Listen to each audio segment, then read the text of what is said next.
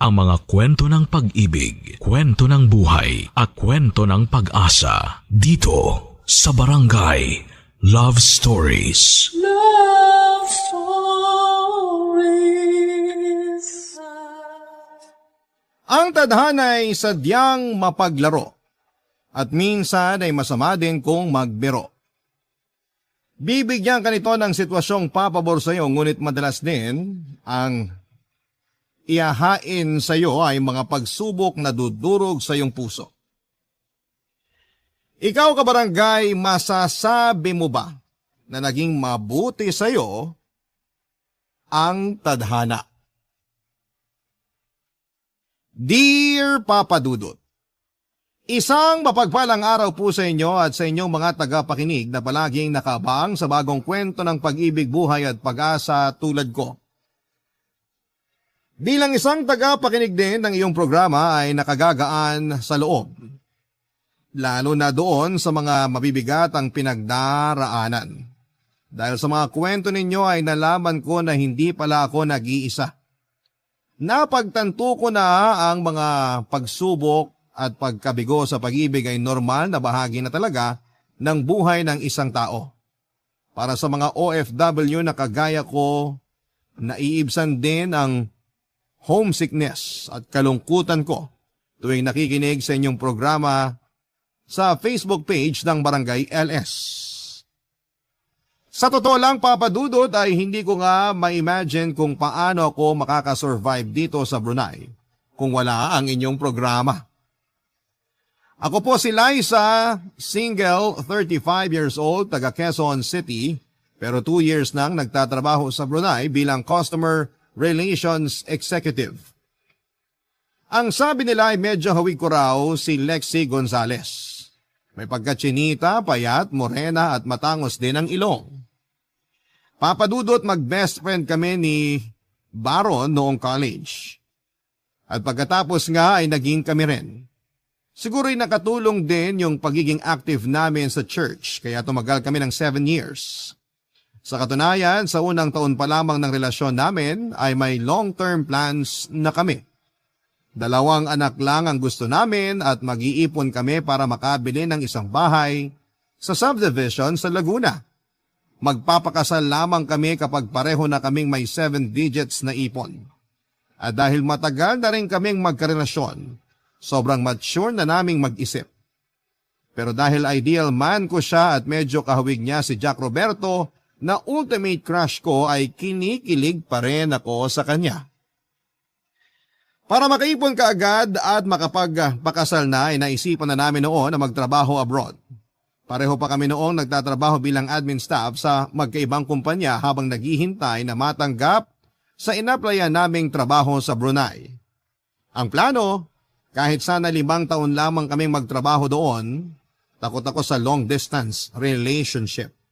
Marami na kasing couples ang hindi nag-work ang relasyon dahil malayo sila sa isa't isa. Kadalasan pa ay hindi nawawala yung issue ng cheating. Kaya naman panay dasal ko noon na matanggap kaming pareho. May kaibigan kasi ako na nagtatrabaho sa Brunei at siya rin yung tumulong sa amin ang panahon na yon.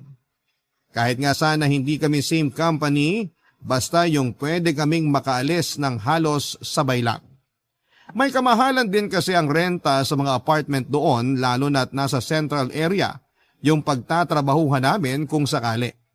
Kaya naisipan namin na mas maganda kung makakapag-share kami sa isang paupahan lang. Papa Dudut.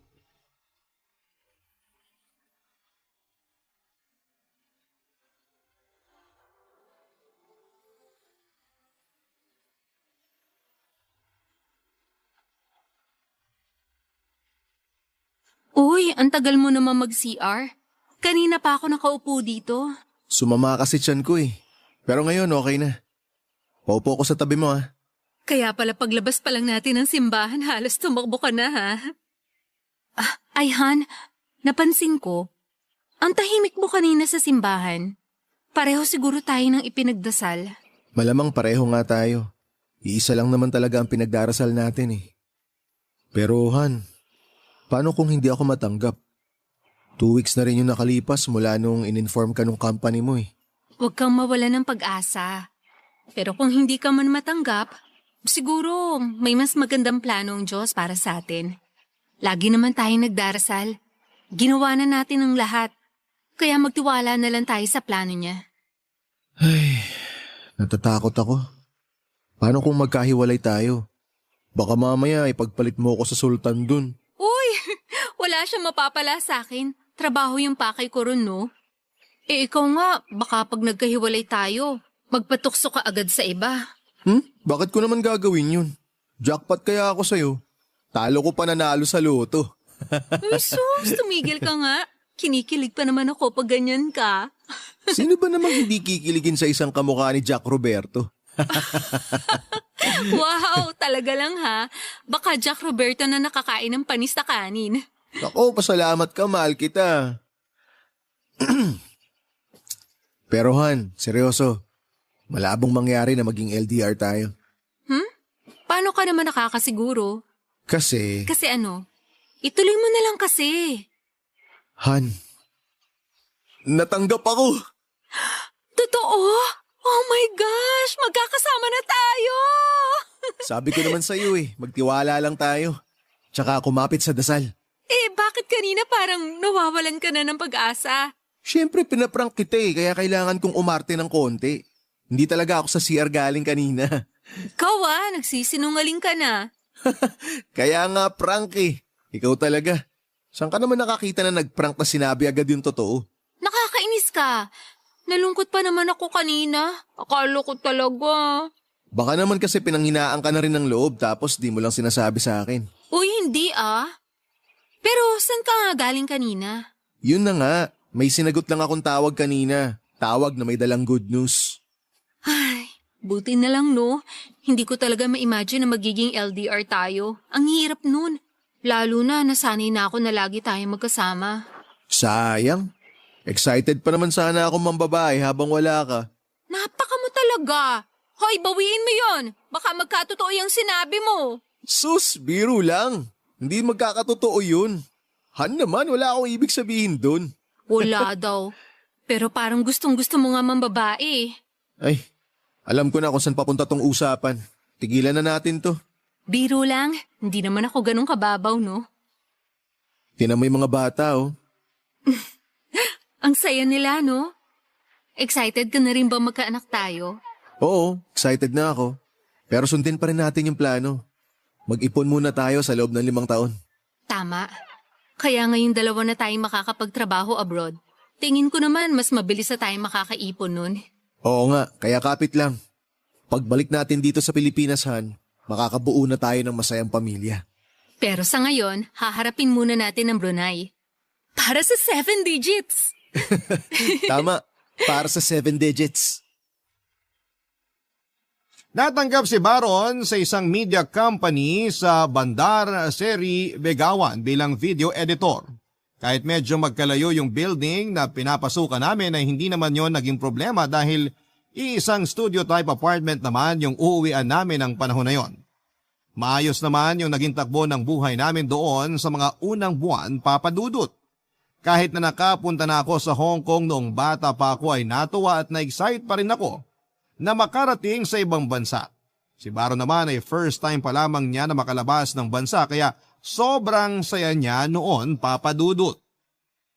Yung unang 3 buwan namin, kinalimutan na muna namin ang pagtitipid at mga strict plans namin. Every weekend ay namamasyal kami, nagdi-dinner sa mga masasarap na kainan. Para kaming mga nanalo sa loto at hindi na muna inisip ang pera at pag-iipon. Katwiran namin magkasama naman kami at ilang taon pa ang itatakbo ng mga kontrata namin doon. Maayos naman ang lahat ng panahon na yon. May mga pagkakataon nga na hindi ko maiwasang mapaisip na parang too good to be true yung mga nangyayari sa amin. Kung usapang pinansyal ay okay na okay kaming dalawa, papadudot. Wala rin naman kaming problema sa kumpanyang napasukan namin. Pero siguro nga ay tama yung kasabihan na kapag may mga magagandang bagay na sunod-sunod na nangyayari ay palagi itong may bawi. At yun nga mismo ang naganap sa aming dalawa, papadudot.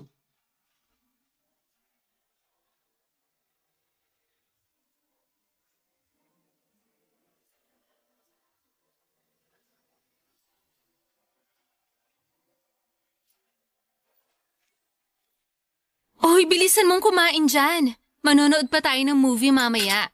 Eto naman. Di kaya masarap kumain kapag nagmamadali. Sa bagay. Kaso mabagal ka talagang kumain eh. Uy, ako talaga?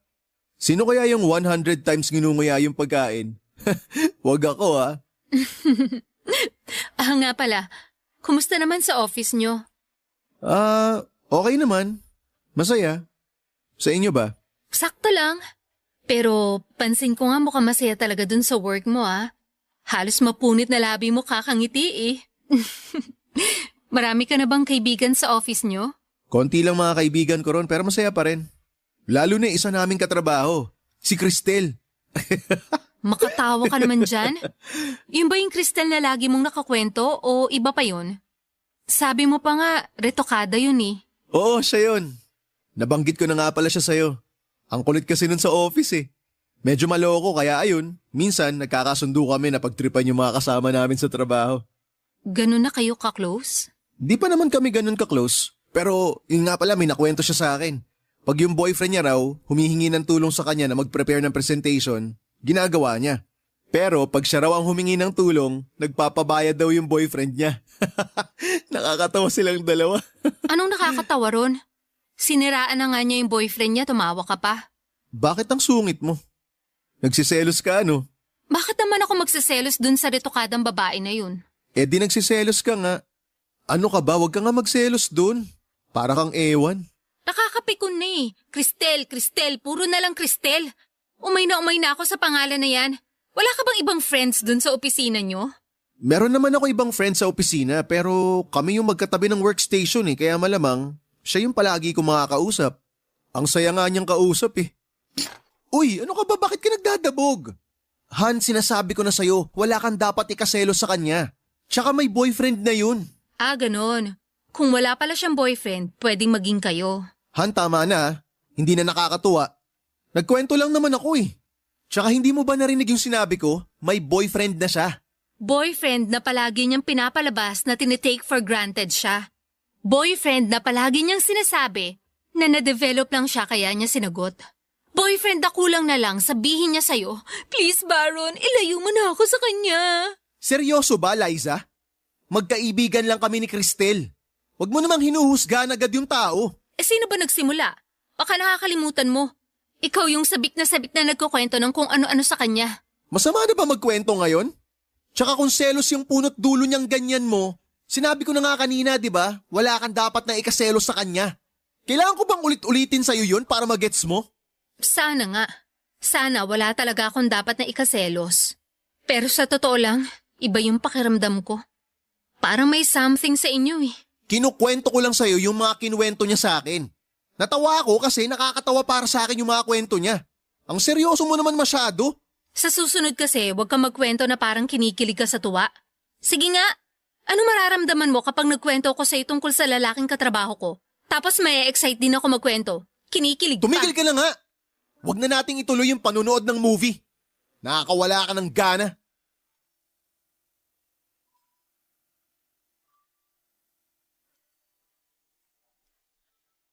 Alam ko na medyo wala ako sa lugar ng mga oras na yon dahil sa pagsiselos ko, Papa Dudut.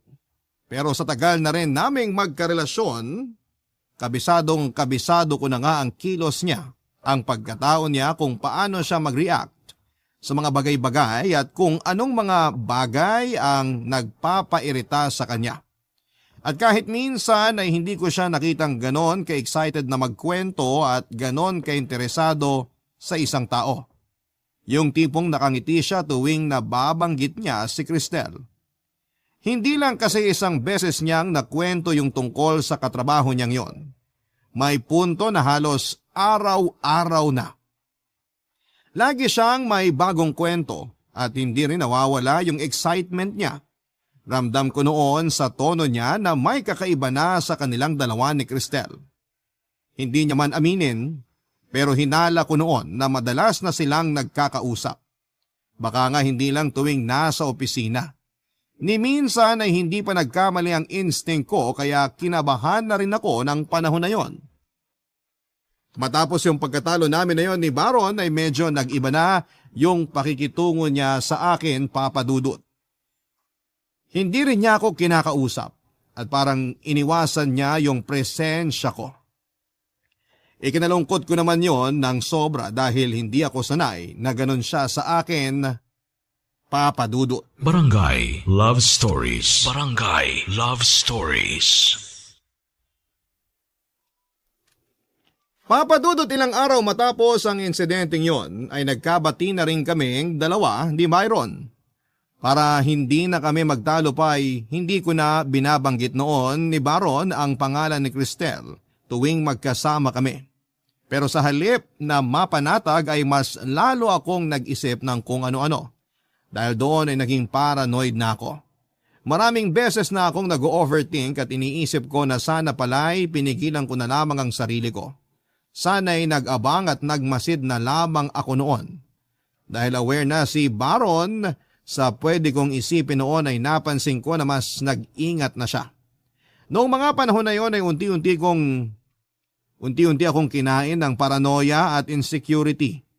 Alam ko naman sa sarili ko na hindi naman ako pangit para ma-insecure kay Cristel.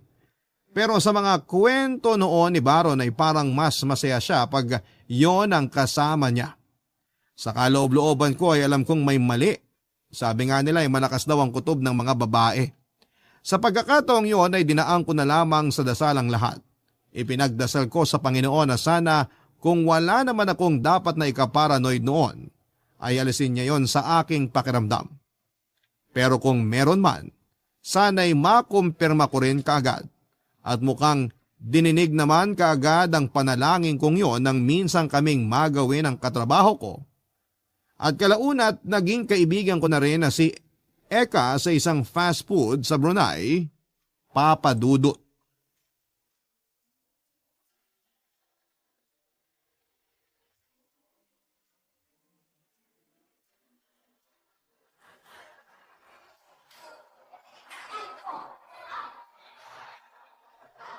Eka, mag-takeout na lang tayo. Kinakabahan ako, baka malate tayo.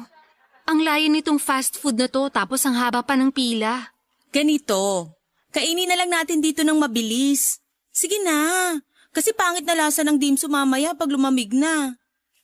Uy, teka, parang pamilyar yun ah. Parang Si Baron nga! Ha? Saan? Ayun no, nasa ikatlong table. Yung kasama ng babaeng fashionista. Nagbago ng isip ko. Dito na natin kainin yung dimsum. Sigurado ka? Pero, di mo man lang ba susugurin yung dalawang yun? Hindi. At talagang kalmado ka pa ha? Girl, paano maging ikaw? Ang tibay mo eh. Kung ako yan, baka kanina pa ako sumugod. Hindi ko ugaling mag-eskandalo. Mag-uusap kami mamaya ng kaming dalawa lang. Ganon? Ibang klase ka talaga, girl. Pero sige, support kita dyan. Iwas kahihiyan nga rin naman yon. Sinusubukan ko lang kumalma pero nagngingit-ngit na ako sa galit. Ang lakas ng loob nilang lumabas na magkasama. At ang sweet-sweet pa nila. Kung titingnan parang sila eh. Uy, mukhang magsi-CR yung babae oh. Puntahan mo na boyfriend mo. O sige, dito ka lang muna. Kakausapin ko lang siya sandali. Baron, Han? Anong ginagawa mo rito? mag-usap tayo sa labas. Yung tayong dalawa lang. Ha? Pero... Mag-uusap tayo sa labas o mag-e-eskandalo ko rito. Ay, okay, sige na. Eto na, tatayo na. Mauna ka na maglakad. Bilisan mo. Oo, nakasunod lang ako sa'yo.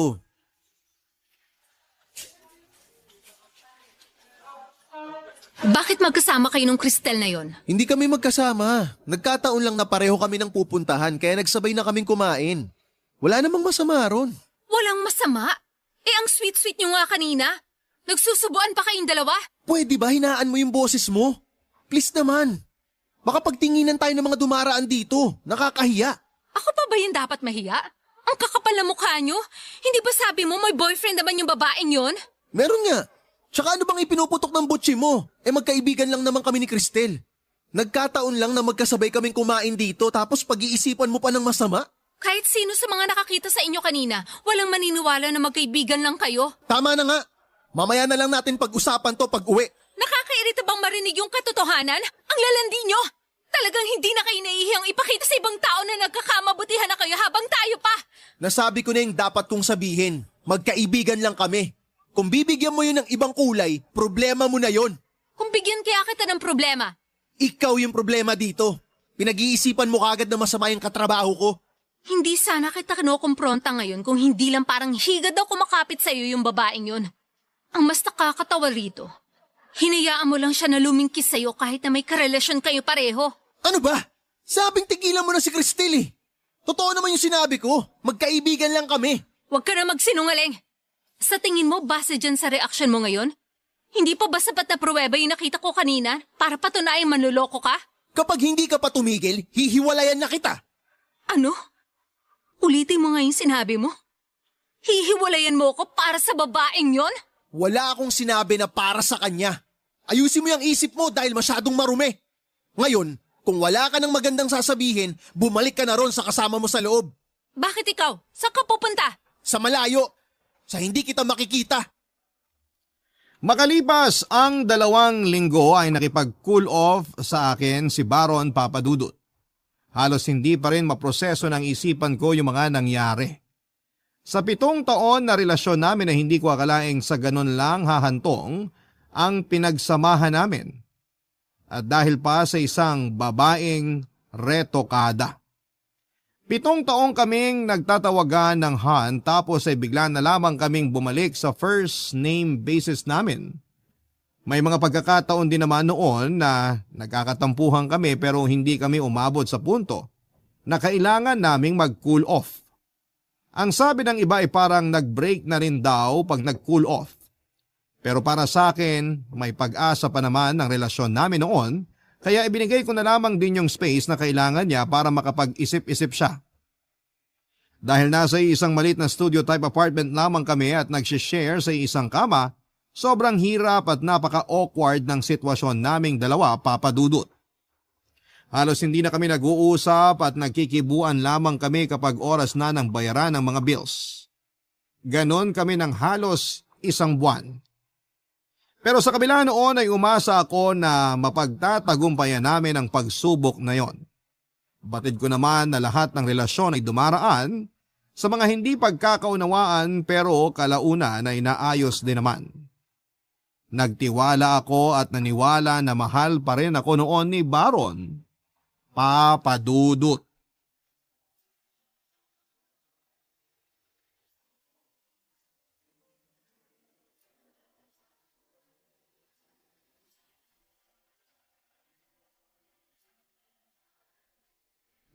Baron, ito nga pala yung share ko sa renta nitong apartment. Okay, salamat. Pwede ba kitang makausap? Tungkol saan? Sandali, umupo ka muna. Sige. Anong pag-uusapan natin? Tungkol ba dito sa apartment? Ha? Hindi. Hindi tungkol dun. Ano pala? Siguro kailangan na nating formal na gawin to. Formal na gawin ng alin? Yung cool off natin. Sa tingin ko, kailangan na nating formal na maghiwalay. Maghiwalay? Bakit? Pasensya ka na pero sa tingin ko, hanggang doon na lang talaga yung relasyon natin. Kaya tayo nag-cool off para makapag-isip-isip, di ba? At yun na nga yung napag-isipan kong gawin. Pero gusto ko lang sabihin na... Wag na. Kung ano man yung sasabihin mo, wag na. Gets ko. Gets ko na. Paanong gets mo na? Baka iba na naman yung iniisip mo. Bakit? May iba pa bang pwede maging dahilan? Yun lang naman yun eh. Na-fall out of love ka sa akin. Tapos na-in love ka kay Cristel. Ganon kasimple, di ba? Kaya wag ka na magsayang ng oras para magpaliwanag. Kita mo na. Pinangunahan mo na naman ako. Ano? Ano pang dahilan mo? Huwag kang mag-alala. Inaasahan ko na rin namang sasabihin mo yun. Hindi ko lubos maisip na mangyayari pa pala to. Pero sa pinapakita mo sa akin nung nag-cool off tayo, tanggap ko na. Makinig ka muna please. Hindi to tungkol kay Cristel. Ang totoo niyan, halos 1 buwan na rin kaming hindi nag-uusap dahil nga dun sa nangyari. Sobrang napahiya siya at nagalit siya sa akin. Eh ano nga? Ano nga ang dahilan? Bakit ka nakikipaghiwalay sa akin? Hindi ko alam pero nung dumating tayo dito sa Brunei, parang naging malaya ako. Parang naging ibang tao ako bigla. Yung tipong ang dami ko pa palang hindi nakikita sa mundo at hindi pa na-experience. At ayaw mo nang isama ako sa pag-explore mo. Yung tingin mo ba sa akin? Isang malaking hadlang para sa mga bagong karanasan mo? Ganun ba? Hindi naman sa ganun. Sa totoo lang, nagilty ako sa ginawa kong pakikipaglapit kay Cristel. Hindi ko gusto na masaktan ka. Pero sa ngayon, gusto ko munang mapag-isa. Gusto ko munang maging malaya. Pwede ka pa rin naman magkaroon ng mga bagong experience kahit tayo pang dalawa. Bibigyan kita ng oras para sa sarili mo kung yun ang kailangan mo. Hindi, Liza. Sa tingin ko, mas makakabuti rin sa'yo to. Mag-enjoy muna tayo sa buhay natin na malaya tayong dalawa. At kapag dumating yung panahon na na-realize natin na mahal pa rin pala natin ang isa't isa, baka sakaling pwede pa. Buo na ba talaga yung desisyon mo? Oo. Matagal ko na rin pinag-isipan to kaya buo na yung desisyon ko. Hindi to madali para sa akin pero sige. Ibibigay ko yung kalayaan na gusto mo.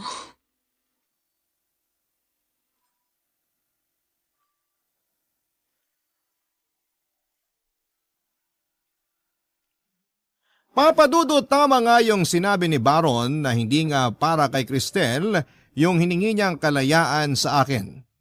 Kalaunan ay natuklasan ko na nagkaroon na rin pala ng ibang boyfriend si Cristel habang si Baron naman ay nanatiling single.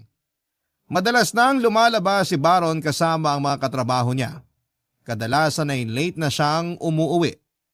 Naisip ko nga noon kung hindi ba nangihinayang si Baron sa mga ginagastos niya tuwing lumalabas siya dahil parang hindi na siya nangingiming magsunog ng pera. Pero napagtanto ko rin naman kung bakit hindi siya nangihinayang sa gastos. Kung bakit hindi na niya kailangan pang magtipid. Yun ay dahil hindi na niya kailangang mag-ipon ng mabilis dahil wala na naman siyang hinahabol na kasal. Wala na nga pala kami. At habang masaya siya sa naging buhay niya mula nang maging malaya kami, sa isa't isa ako naman ang nagpaiwan. Walang ginawa kundi ang magmukmok na lamang sa apartment tuwing wala akong pasok. Nakikiramdam kung nakauwi na ba siya at kung masaya ba siya noong bumalik dahil may babae siyang nakilala. Halos lahat ng oras ko noon tuwing nasa apartment ako ay nakatuon na lamang sa kung anong nangyayari sa kanya. Lihim ko siyang inoobserbahan at hindi ko naman maiwasang gawin yon dahil magkasama pa rin kami sa ilalim ng iisang bubong. Masaya naman ako para sa kanya, lalo na't maayos naman kaming naghiwalay, Papa Dudut. Nalungkot lamang ako sa parteng parang mas naging masaya yung buhay niya nung hindi na kaming dalawa magkasama, Papa Dudut. Barangay Love Stories. Barangay Love Stories. Ang sakit-sakit, Papa Dudut. Kasi kaya lang naman kami nag-abroad ni Baron ay para makaipon kaagad para sa pagpapakasal at para sa future naming dalawa.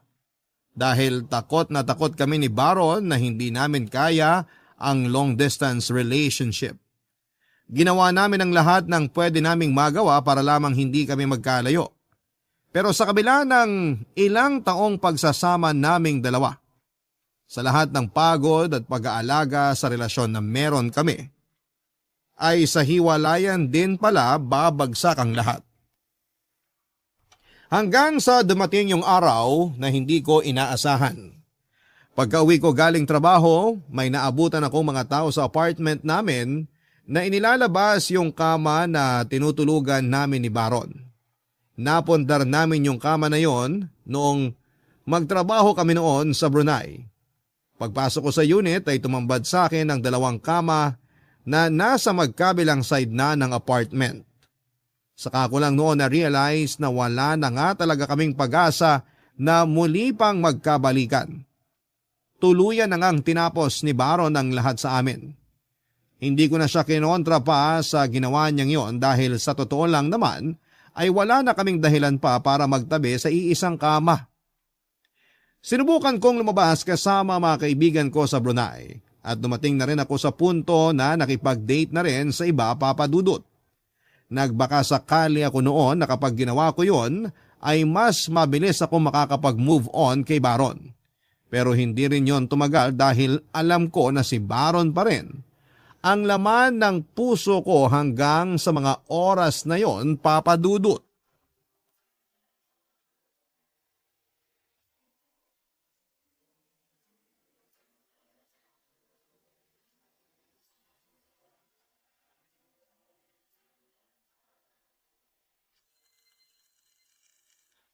Tumatawag na naman tong si Eka. Mukhang alam ko na kung bakit. Sagutin ko na nga lang. Oh, napatawag ka. Girl! Hoy, kumalma ka nga. Mabibingi ako sa'yo eh. Kasi naman no, pinahirapan mo pa ako na humanap ng ide-date mo tapos hindi mo lang sisiputin. Hustisya naman sa effort ko, girl. Ikaw naman kasi nagpupumilit eh.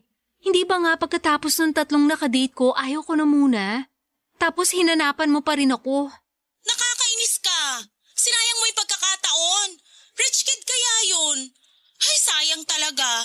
At ang haba ng hair mo, girl ah. Di mo talaga sinipot yung ganun kapoging date? Iba ka.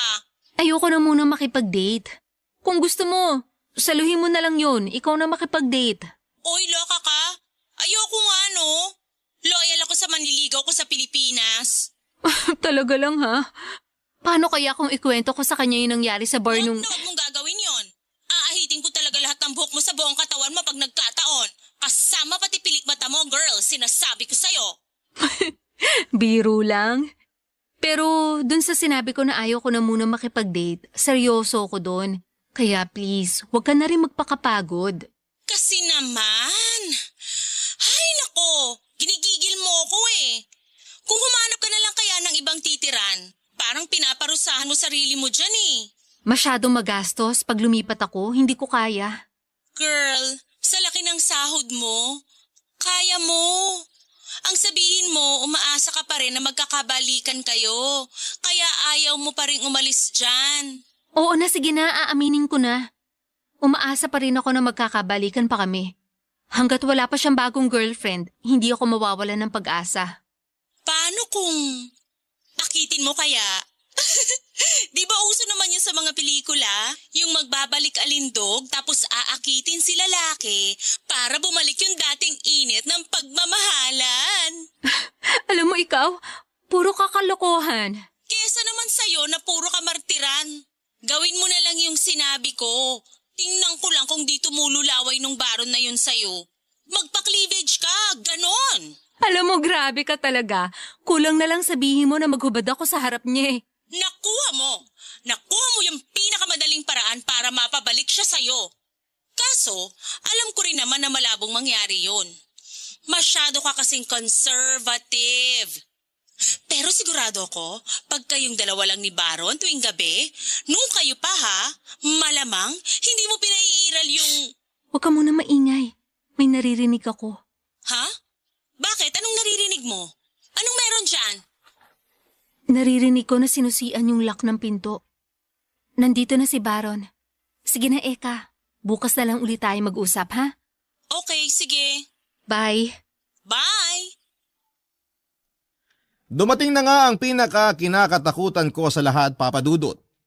Nagsimula na rin sa pakikipag-date si Baron. Kay Baron ko mismo nalaman na Tiffany pala ang pangalan noong babae. Ikinuwento niya sa akin na katrabaho niya ito at half Thai at half Filipino ang lahi. Sa Brunei na pinanganak at lumaki. Noong sinubukan kong i-stalk ang Facebook ng babae ay doon ko napagtanto na medyo hawig pala kami. Natawa pa nga ako noon dahil naisip ko na ang gusto lang pala ni Baron ay yung Thai version ko. Umiral na naman noon ang pagiging marupo ko at umasa ulit ng kaunti. Inisip ko noon na baka hindi pa nakaka-move on si Baron dahil ang hanap niya ay halos tulad ko lang din naman. Pero habang tumatagal, Na-realize ko na hindi na lang yon basta date-date lang dahil nakita ko na seryoso na nga si Baron kay Tiffany. Gabi-gabi kong naririnig na nag-uusap sa video call sina Baron at Tiffany dahil hindi naman kalayuan yung agwat ng kamang tinutulugan naming dalawa. Madalas ako noong nagpapanggap katulog na habang nakikinig sa usapan nila na parang pumupunit sa puso ko. Dahil doon ay natutunan kong umiyak ng tahimik habang pilit na isinisiksik sa isipan ko na malabo nang maging kami pa ni Baron.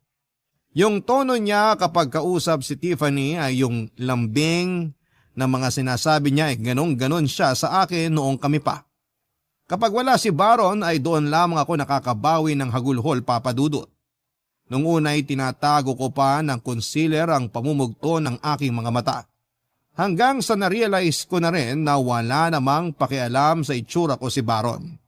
Halos hindi na nga niya ako matignan.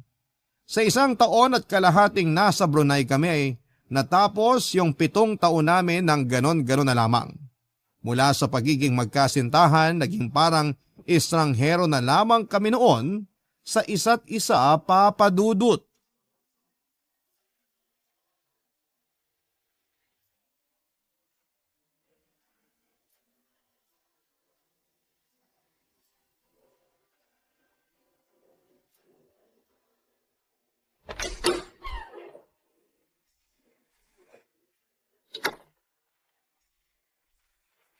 Baron, nandiyan ka na pala. Dinner ka na. Nagluto ako. Salamat, pero kumain na ako sa labas kanina. Ganun ba? O sige, pahinga ka na lang muna. Pwede naman kitang samahan habang kumakain ka. Talaga? O sige, halika upo ka. Liza, gusto rin sana kitang makausap. Tungkol saan? Hindi na ako magpapaligoy-ligoy. Liza, bala ko na kasing lumipat. Pero mga 2 buwan pa naman ako dito sa apartment. Sabihan mo lang ako kung sapat ng panahon yon para makakuha ka ng bago mong roommate dito. Ikaw ang bahala. Sige, ganito na lang. Tutulungan kita. Hahanap ako ng mga kapalit ko rito para hindi ka na mamroblema. Sige. Pero bakit? Babalik ka na sa Pilipinas? Hindi pa. Bale, ang plano ko, doon na ako titira kay Tiffany. Nag-migrate na kasi sa Taiwan yung roommate niya. Medyo mahal yung renta nila kaya doon na ako sa apartment niya titira. Alam mo, bakit hindi na lang kaya ako umalis? Ibalik mo yung dati nating kama dito para makapag-live-in na kayo nung Tiffany mo. Lubos-lubosin mo na, Baron. Nang sa ganun, buradong-burado na talaga ako sa buhay mo. Liza, huwag ka namang ganyan. Hindi ko na alam kung saan nanggagaling yung sakit eh. Kung dahil ba tinapon mo yung pagmamahal ko sa'yo nung ganun-ganun lang? O dahil sa katotohanan okay ka na ngayon? At parang burado na lahat na nangyari sa 7 taon na magkarelasyon tayo. I'm sorry. Sorry talaga. Maniwala ka, hindi ko talaga sinadyang saktan ka. Minahal kita. Totoong minahal kita nung tayo pa. Alam ko. Kaya nga ang sakit-sakit ngayong hindi na. Ang sakit-sakit na makita kung gaano ka naging masaya agad nung matapos yung relasyon nating dalawa. Samantalang ako, araw-araw kinakain ako ng lungkot. Sana ganyan din ako. Sana naranasan ko rin yan para hindi ako nasasaktan ng ganito.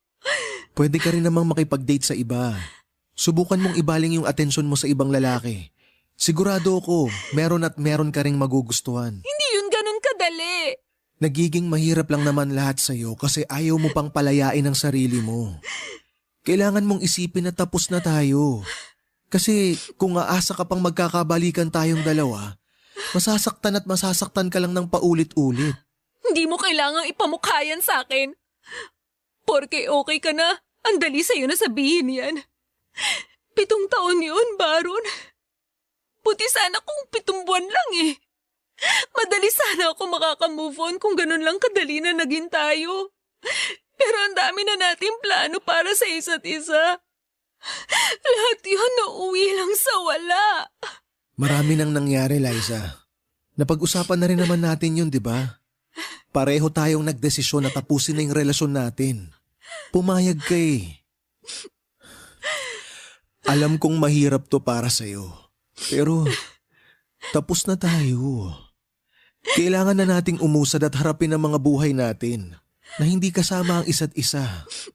Darating yung araw na kakailanganin mo rin ng privacy kaya hindi pwedeng magkasama pa rin tayong dalawa. Sana naiintindihan mo yun. Oo. Oo, naiintindihan kita.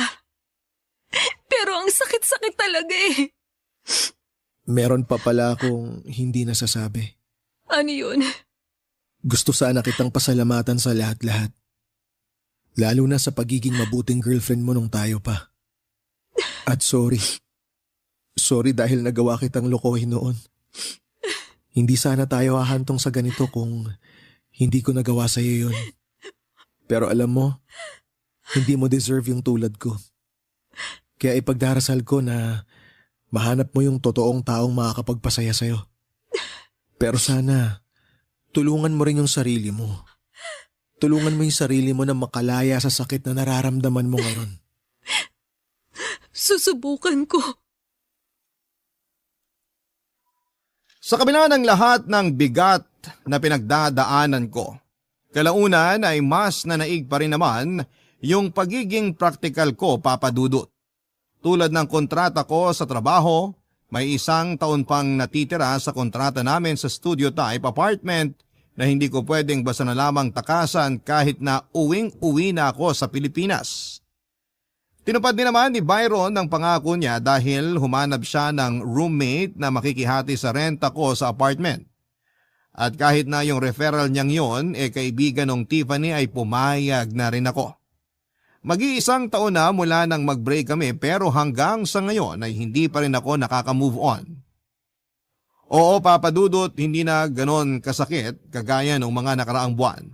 Pero sa tuwing naaalala ko si Baron, ay may kirot pa rin sa puso ko. Hindi na ako makapaghintay pa na makabalik na sa Pilipinas, Papa Dudut, at natutokso ako na sa bakasyon ko dyan next month ay mag-awol na lamang ako sa trabaho ko dito sa Brunei. Pero kapag naglalaro yun sa utak ko ay iniisip ko na down the road, ayoko rin namang mainis sa sarili ko dahil nagpa-blacklist ako sa isang bansa dahil lamang sa isang ex-boyfriend. 1 taon na lang din naman yon. Kaya susubukan ko na lamang na makagawa pa rin ng masasayang memories dito sa Brunei. Yun ay para makapag-move on na ako sa mga masasakit na alaala ni Baron. At para hindi na ako umasa na may isa pang pagkakataon para sa aming dalawa, sa tulong ng Diyos, alam kong magagawa ko yon. Maraming salamat po sa pagbabahagi ng aking kwento, Papa Dudut. Taos-pusong pasasalamat din po sa Barangay Love Stories para sa pagkakataong maibahagi dito sa programa ninyo ang kwento ko. Muli, isang maraming salamat sa Barangay Love Stories and God bless sa Barangay LS 97.1 Forever. Ang inyo pong forever na kapuso at kabarangay, Liza. Nagustuhan ng iyong napakinggan? Ituloy yan via live stream sa www.gmanetwork.com/radio. Barangay LS 97.1 Forever!